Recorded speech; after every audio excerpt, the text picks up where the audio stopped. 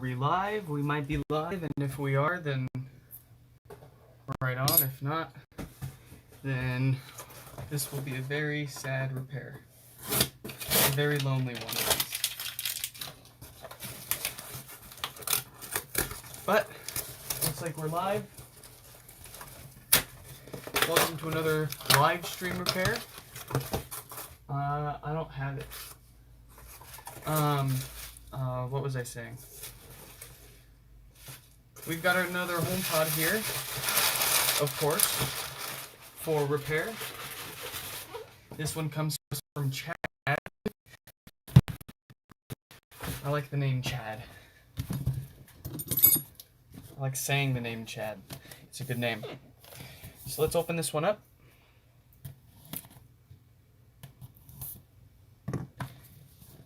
This one sent to us with no power.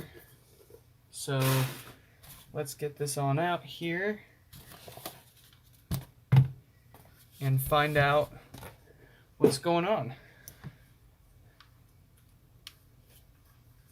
So let's just get our power cable undone here and just do a quick check to make sure that this does indeed have no power and the usual symptoms.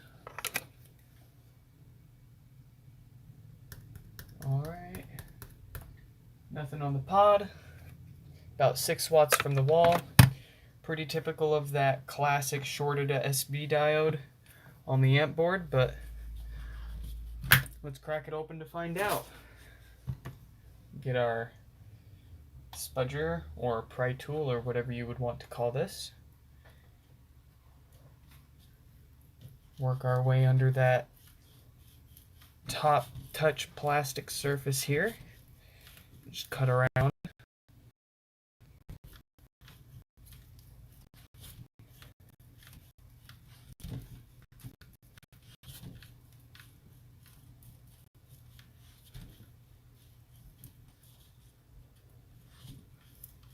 All right, that got cut through. We're just gonna go around one more time.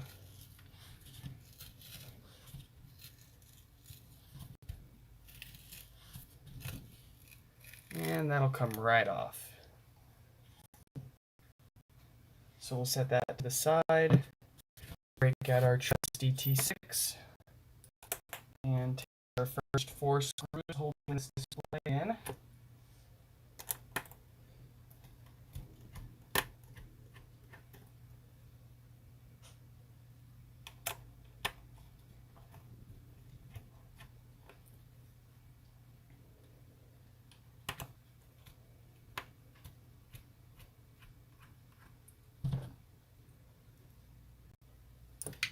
Too easy. We'll get our pry tool now. Get that wedged under the display PCB. And then we'll grab a plastic tool, slide that underneath, take the metal tool out, and use that plastic one to pry this around.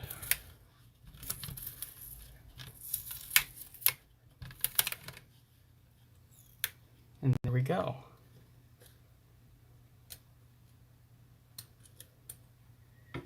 Now with the display out of the way,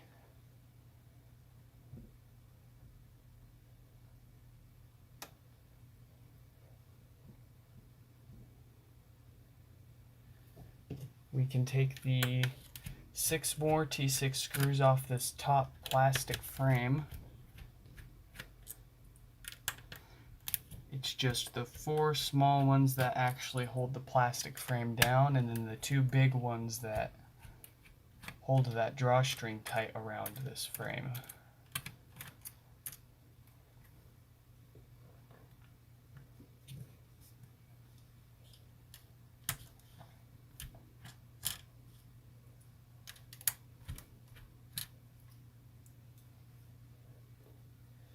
Then we can loosen those drawstrings up.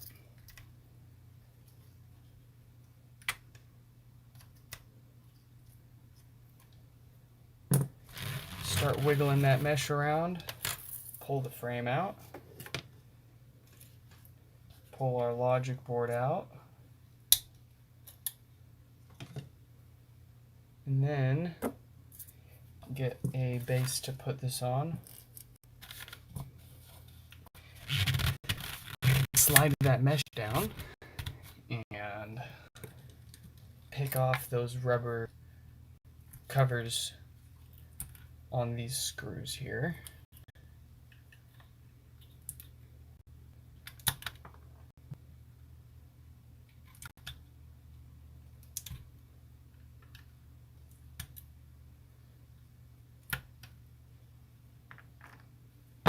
Then we'll take the 9 T6 screws out of this basket around the perimeter.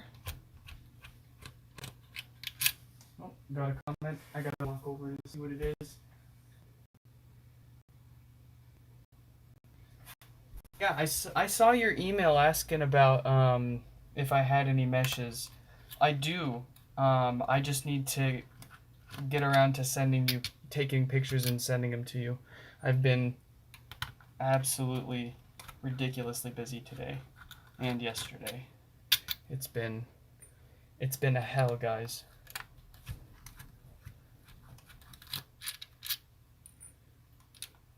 I actually had to push this stream out by 15 minutes because I got a call right before I planned on starting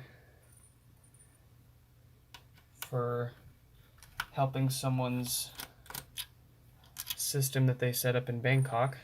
It was an easy problem, at least. They self-inflicted user-inflicted pain. Problem between keyboard and chair. They were wondering why they couldn't use our software on their machine, like they couldn't hit it. And that's because the same user goes into their Windows services and quote-unquote stops anything that they don't recognize. Or something like that. So they decided to stop a whole bunch of the services, including ones for our software, and then they're like, why doesn't your software work? Who knows, man? Let's get this ribbon cable detached before we pry that apart.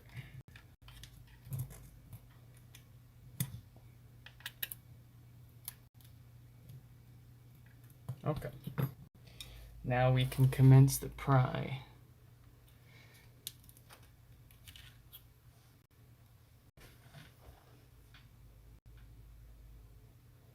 Let's see, is my video still working well? Looks pretty good.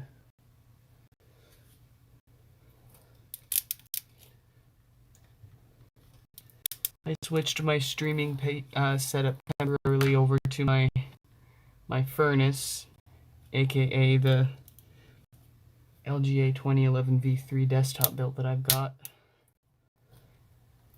And I'm feeling the heat for sure.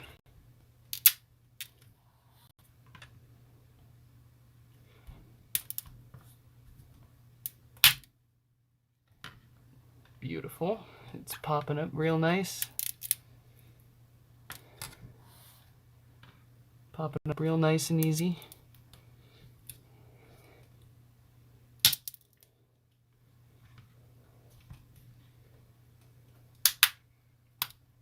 Sometimes they let go with a very satisfying pop. Almost sounds like you break something, but nope.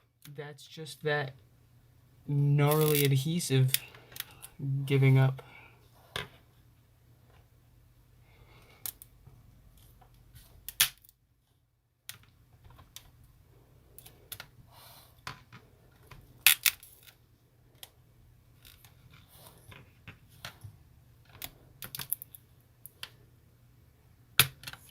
Alright, if I didn't know any better, I'd say this is about ready to pry up. I'm just going around all of them one more time to make it as easy on my hands as possible. Okay. I'll set the pry of shame bar to the side. See if we can get this up by hand now. And just like that. Too easy.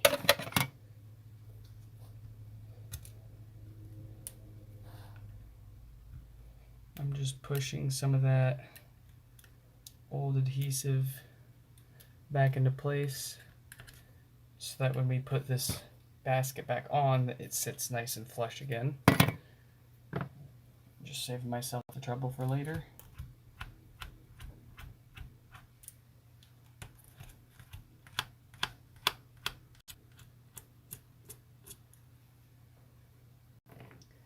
Alright, we're taking out the screws for the subwoofer now.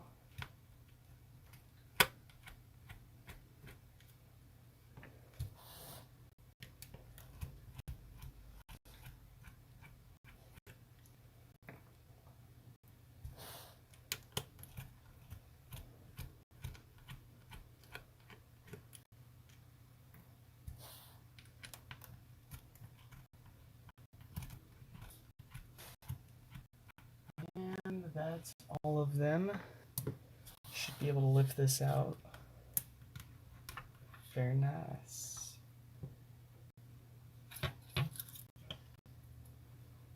Cool. We'll unplug that. Just do a quick visual inspection of the condition of that voice coil in there. It looks nice and shiny.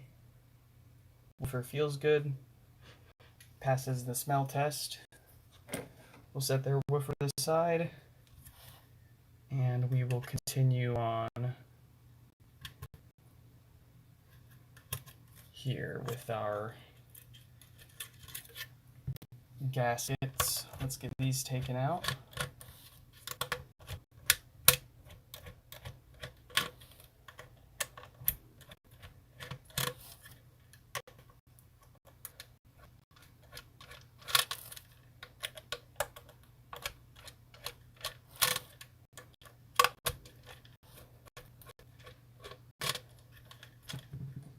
And then that should just come right out. Too easy. There we go. And then we're just going to tuck that into the mesh here. So that's out of our way. And we can get this power supply taken out.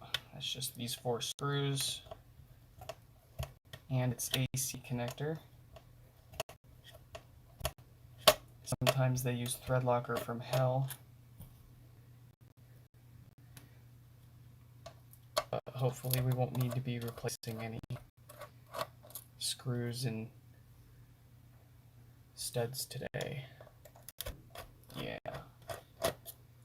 These are coming out nice and easy. Thank goodness. I'm still traumatized from the time that power supply screw broke off in the board and we had to go through that whole repair. Let's disconnect that AC from the power supply and then pull this straight out. There we go. Set that to the side. I have no reason to suspect the power supply fuse blew in this one because we saw a power draw at the outlet. If we saw like 0 watts, then I would suspect like the fuse in the power supply, but in most cases that's not the case. So let's take out these 14 screws for the amp board. And we'll take a closer look at what we're fixing.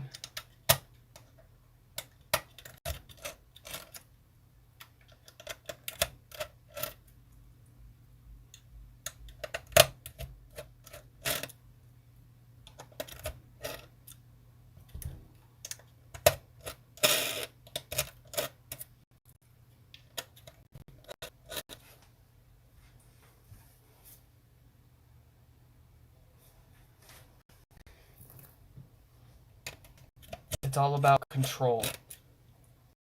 It's all about control. They make it hard for you to fix because they just want you to buy another one.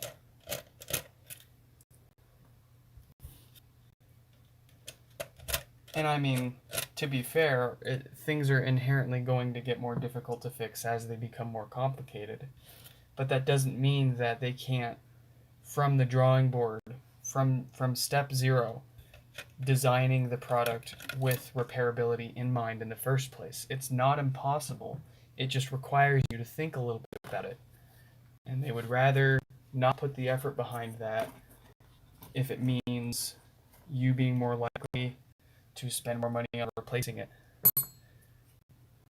But that's my cuckoo conspiracy. Let's bring up our, let's see, where's our close-up?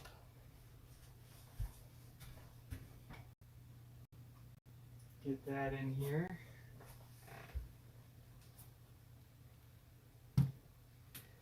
All right.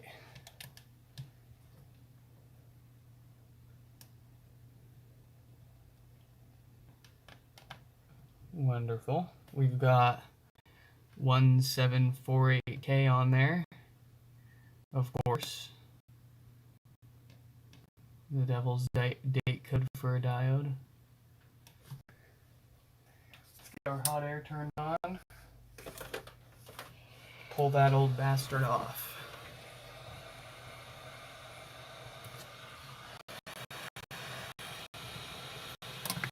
And to make it easier, someone emailed me the other day. They were asking me, they were having issues actually getting the old diode off of their board. They had said that they had put as much heat as they can onto it. After about a minute, they still couldn't get it to budge. So one little trick that you can try is pick your board up and flip it around. Find the back side of where the diode normally is on the other side of the board, and just heat that up for about 20 seconds. Get that board warmed up so that when you actually flip this around and start heating your diode up, your board isn't pulling away all that heat from the diode because it's already soaked up so much from your preheat. At least that's the idea. So that we come at it from the top here, and you'll see within a matter of 15-20 seconds here, it'll be ready for us to just slide right off.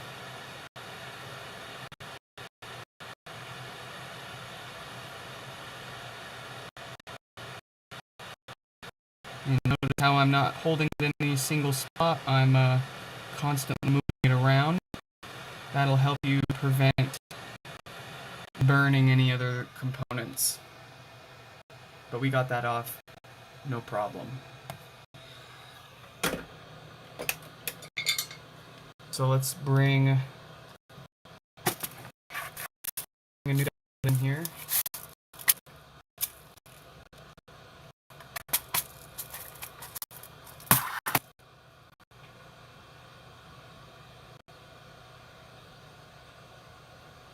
And then let's get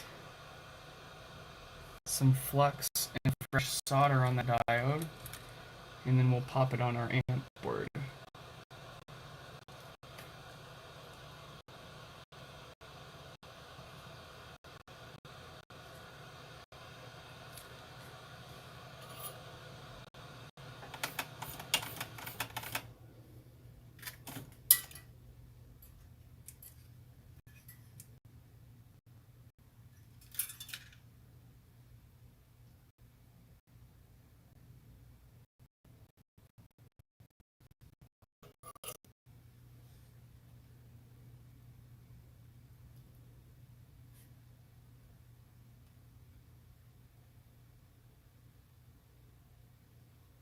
All right.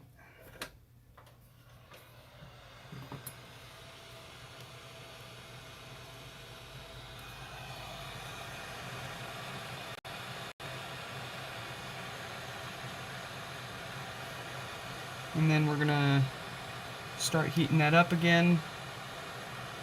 We're gonna wait a couple seconds, and then we're going to gently push down on that. And soon you can see that solder start to wet up on that bottom pin there. We're going to keep holding that down and applying heat for a few more seconds just to make sure all that underneath the diode, and those pins on the top of the diode get nice flow. And once we see that solder harden up, we can take our tweezers off. And that's it. So now, let's just switch back to the active view.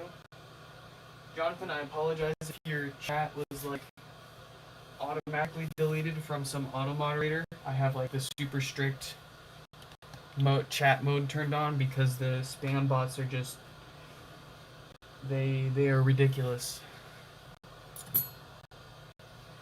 Let's wipe off some of this extra flux on the board here.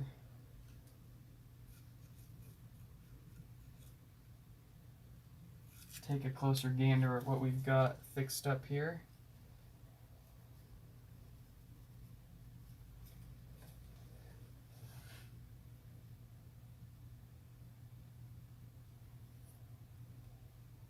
I need to hold on just 1 second. Let me go into my settings.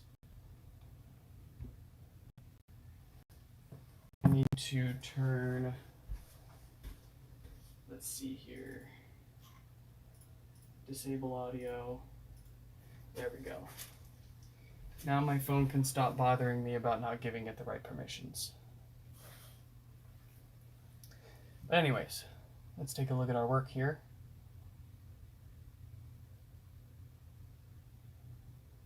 Nice and centered. It's not super clean, but that doesn't matter too much. Nice and centered. Good joints. It's not going anywhere. I think we've given this enough time to cool down, so what we'll do before we throw this back into their HomePod, we're going to throw some test parts on this and just measure for any DC offset on the bench. That's that issue that causes the popping and crackling. The DC offset popping and crackling and the no power issues are independent. They don't correlate with each other. But it's always nice to just check for everything and fix it all up while we've got it apart.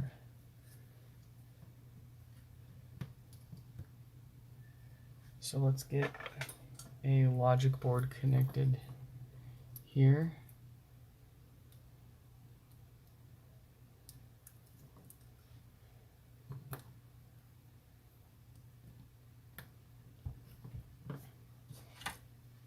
It's got my good logic board that's already set up. We'll get a subwoofer plugged into this too. And this subwoofer has wires soldered into it that connect to my multimeter over here, so I can measure how much DC voltage gets applied to the woofer. We don't want to see more than like 50 millivolts, otherwise that's a sign that we've got a little more to fix up here. If we see under 50 millivolts and it holds steady, then we're good to go. No extra repairs necessary. But let's get the AC cable plugged into the power supply, and then we'll plug the other end of that into the wall and see what kind of results we got. Keep an eye on the meter up here. This is in DC millivolts at the moment, and we can see that our no power fix worked. Of course, we just replaced that diode and now it's booting up.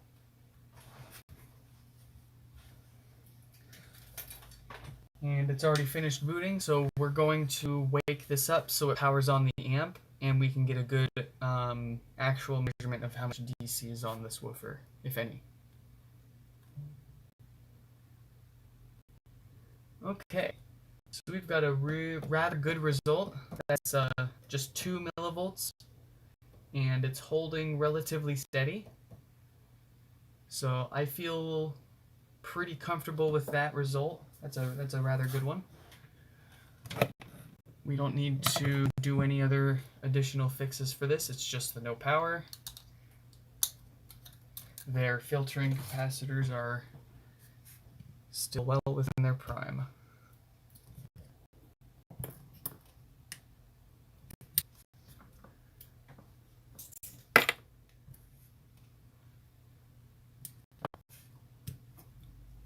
So we'll just get our test parts taken off this, and we will be on our way to full reassembly.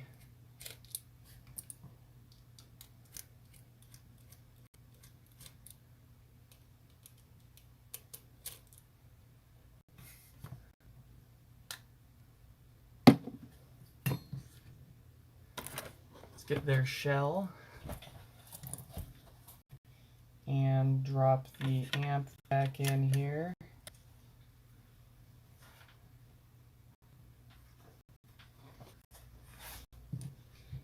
Yeah, I have no idea what Jonathan said. He could have said something completely fine, and YouTube's auto moderation deleted it. It got deleted before I had a chance to see what he said, so I don't know. I'm just going to assume YouTube's filters are just getting a little whack, a little too sensitive.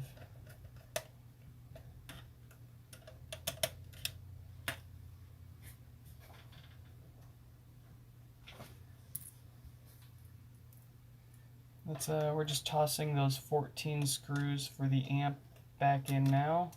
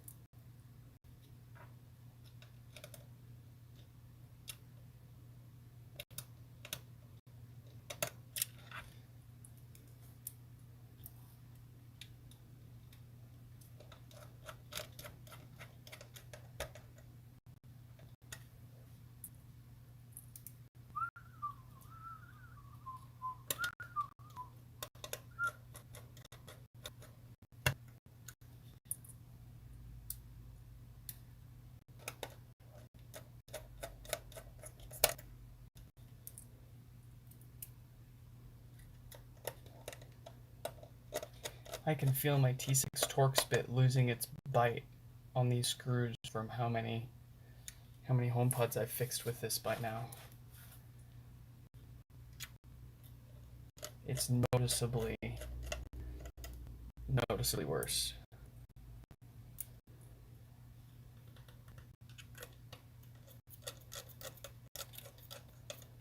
And it was a brand new kit when I started.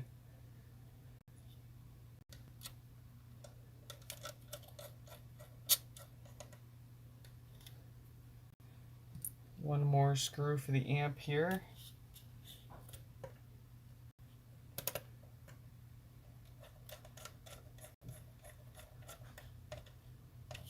All right. And then we want to get this logic cable here reconnected. So we're just going to feed that back in until that white line is flush with the connector. And then we're going to push that tab down to lock it. It looks open when it's locked. It'll trick you. They were trying to trick you, but they can't keep getting away with it. So get our power supply in here.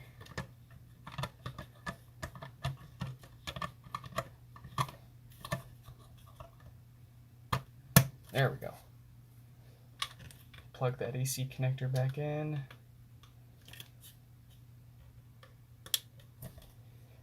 And that's just the 4 screws for that power supply.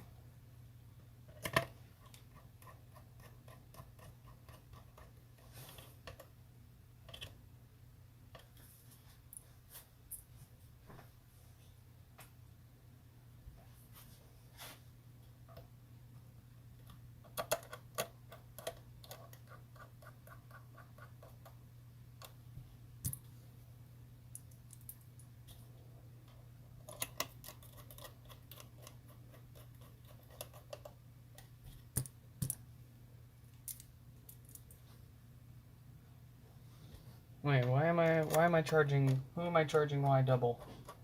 Why would I do that? There's no reason for that. I'm doing this mostly for fun. A lot of like, you know, I'm not surviving on this work, so that's not a big deal. But one of my main goals is just putting the information out there and getting people comfortable with fixing their own stuff and doing it for people who just can't do it themselves. Not making a whole bunch of money off of it, but, you know, making it worth my time at least.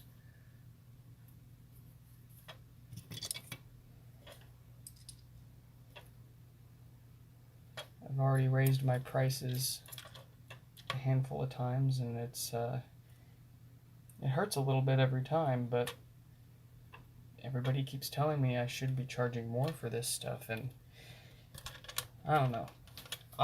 As a kid, I would go work for my grandpa on the weekend on the farm property, you know, like chucking hay bales and chopping wood and loading that up and bringing it inside. And I always felt guilty, like at the end of the weekend when he would pay me. I don't know why, but I would just always feel guilty for getting paid for doing work that I was supposed to be getting paid for in the first place. That never really went away, for the most part. I don't know why. It's weird. I don't have a problem getting my paycheck from my employer, but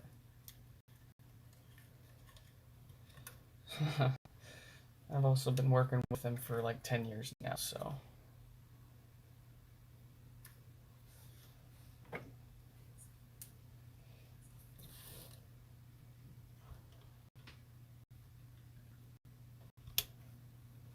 get this woofer put back in here. We are cruising through this, just about done.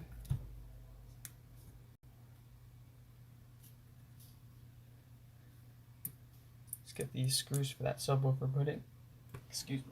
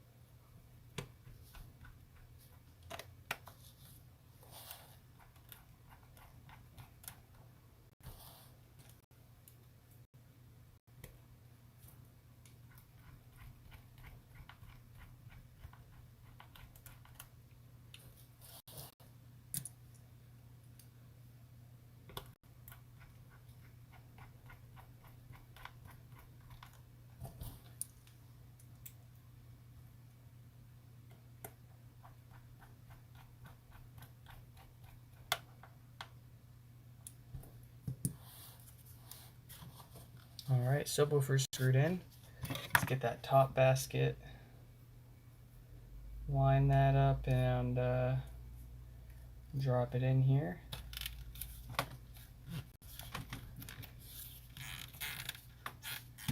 And it feels like we got a little bit of interference in there. Let's take a look.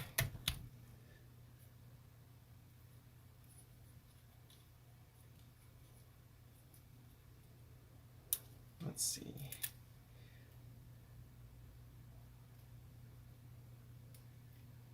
Just going to take some of this off here. This appears to be what's preventing this from sitting. Try that.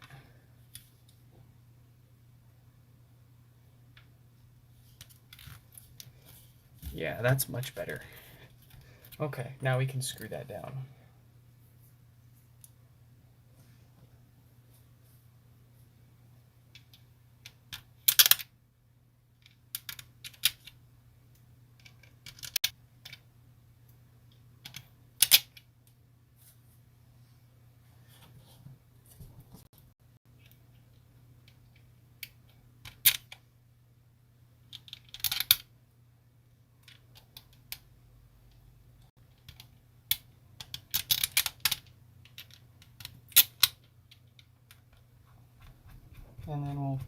screw those in. I did a test stream earlier with my GoPro mounted to my head because I thought that would be a really fun angle to have. And the video quality was just so bad. It was really bad. It's basically unusable for the style that I'm doing here with teardowns and repairs. Not to mention I had to have it plugged in via USB to my computer in order to use it as an OBS camera. So I had this GoPro strapped to my head with a tether, essentially, and it just looked really bad. So I would really like to get like a first person kind of angle, because I feel like that's going to give you the best, of course, angle at what I'm doing, because of course I'm going to give my eyes the best angle I can get at what I'm doing. And if I can put a camera right where my eyes are, that's going to look the best. And then I don't have to worry about if the camera can see what I can see or not. That's what takes up a lot of energy and time, is just checking every few seconds that the camera can see what I'm doing, and I end up forgetting very often to pay mind to that, and yeah, I end up blocking the stream with my big fat bald head.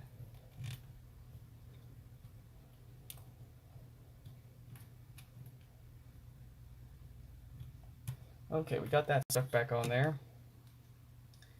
Let's get the logic board put back on here, because why not? Let's get this mesh started pulled up here.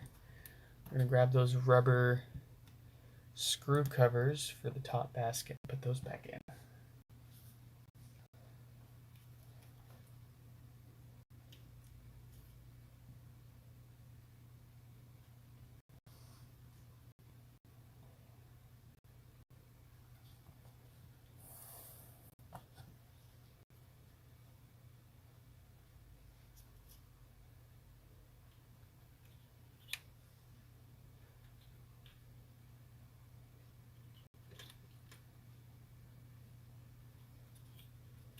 And we'll tighten that mesh up.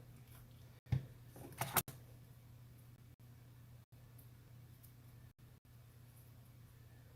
fix this real quick.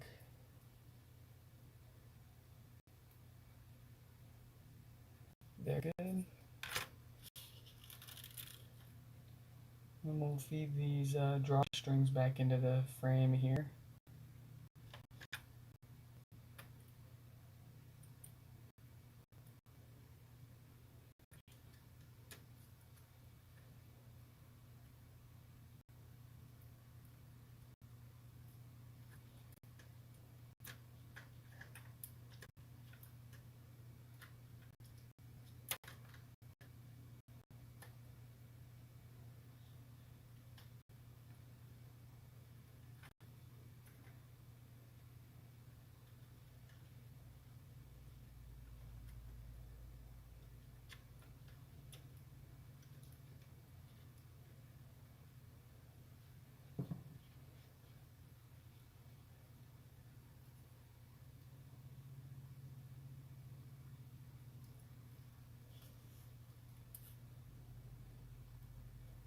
Alright, let's start screwing that frame down, not all the way, but enough to hold it in place so we can tighten that mesh up.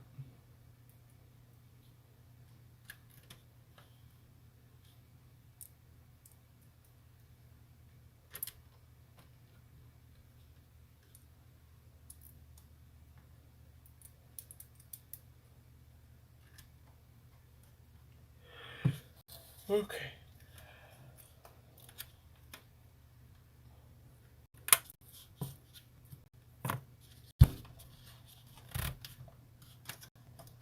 My favorite part.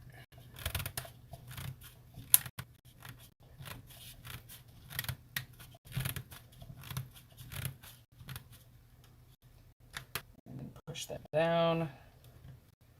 Hold it there and screw this down.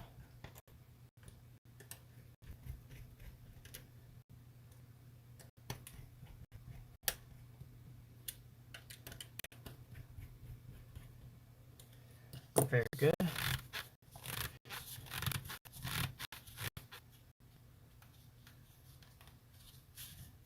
Make sure we've got that nice and flush. And then we will screw our drawstrings in.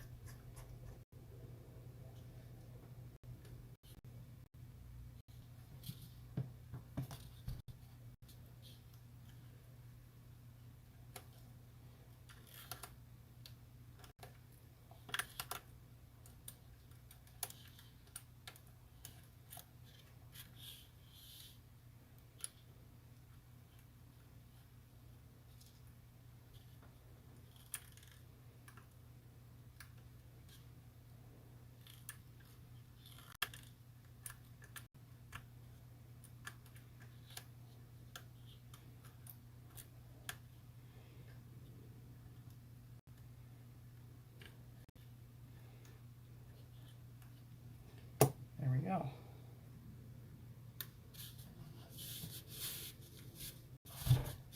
Nearing the end here, let's get this display put in.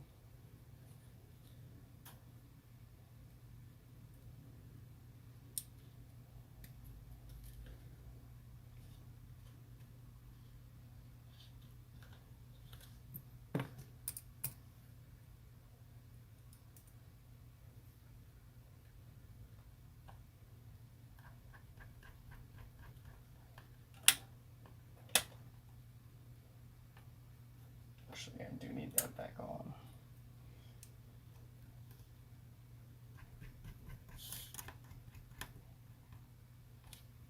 Two more screws.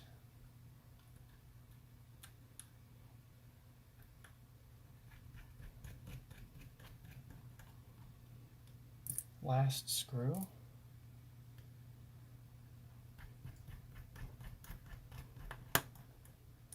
All right. Let's get that debris out. Whatever that is.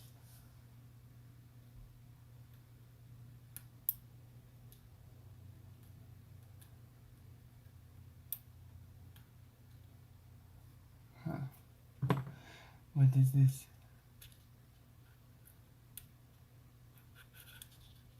Huh. Okay.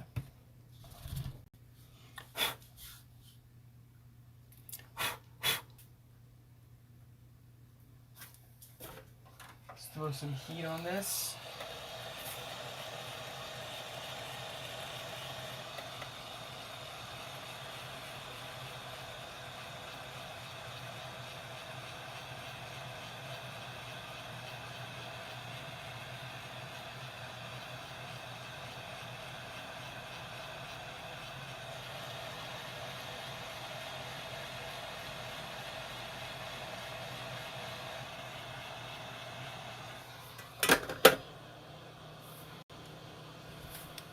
And then the final step.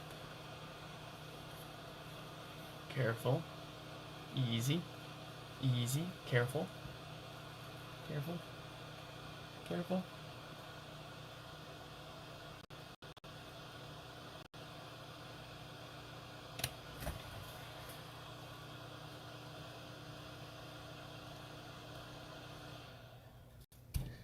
And commit.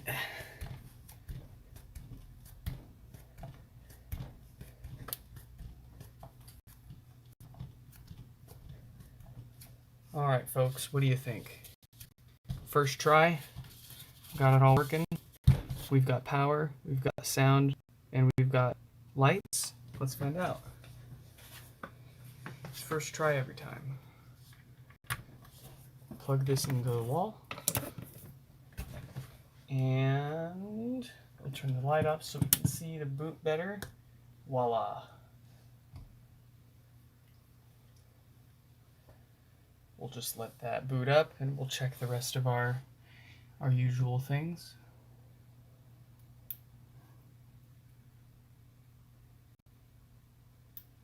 pick some of this crud out of the mesh around it. Not sure where it came from, but it's not leaving me looking like that. Okay. Now let's see if we've got sound. I'm having trouble connecting to the internet. For more info, check the Home app. Sounds good. And do our volume lights light up nice and even? I'm having trouble. Yes, they do. We've got this one all fixed up perfectly. And that's all we actually had for repair today. Pretty easy day for us, at least as far as HomePods are concerned. And I'm kind of glad. It's been a long day, and I'm looking forward to kicking it back for the rest of it. So I hope you guys enjoyed this stream. If you have any questions, drop a comment. Visit my website, nixfix.com, if you want to get your own pod fixed, or just look at a really cool knockoff Apple website. And I'll catch you guys in the next live stream repair.